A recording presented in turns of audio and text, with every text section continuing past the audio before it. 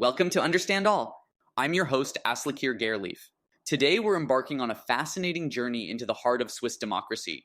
So buckle up and get ready to uncover the secrets of Switzerland's unique political system. Switzerland is often hailed as a beacon of stability and prosperity, but have you ever wondered what makes its government tick?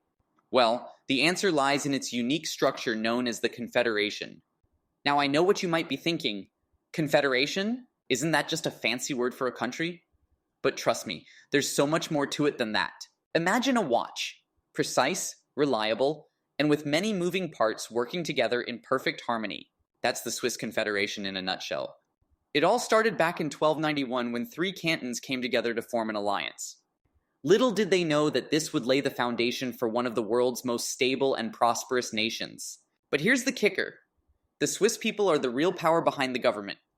According to the Swiss Federal Chancellery, citizens can propose changes to the constitution through popular initiatives or challenge laws passed by the parliament through referendums. In fact, the Swiss Federal Statistical Office reports that the average Swiss citizen votes in about 4 to 5 referendums per year.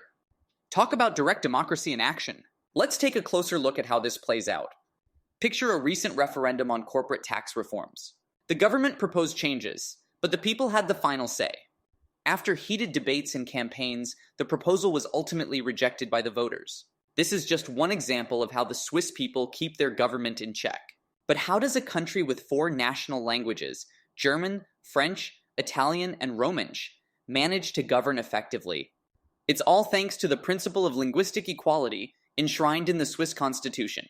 From official documents to parliamentary debates, multilingualism is an integral part of Swiss politics.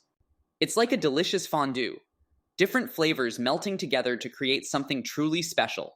Of course, governing a country is never easy, but the Swiss have a secret weapon, the magic of consensus and compromise. Unlike many other countries where political parties are constantly at each other's throats, Swiss politics is all about finding common ground.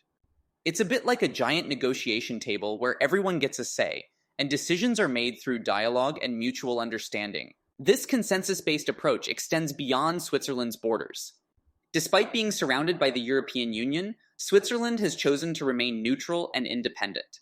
According to the Swiss Federal Department of Foreign Affairs, this neutrality has been a cornerstone of Swiss foreign policy since 1815.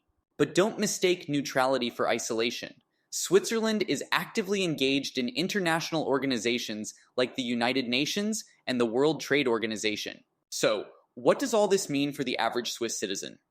Well, it means having a say in the decisions that affect their daily lives.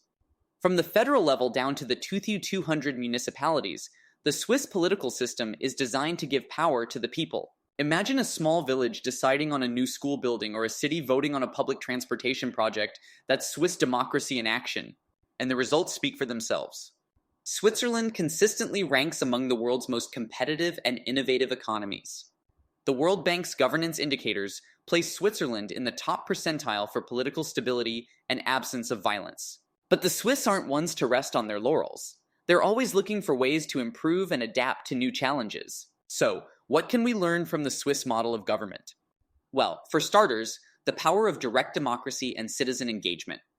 By giving people a direct say in the decisions that affect their lives, Switzerland has created a system that is responsive and accountable to the needs of its citizens. But it's not just about referendums and initiatives. The Swiss model also teaches us the importance of consensus building and compromise.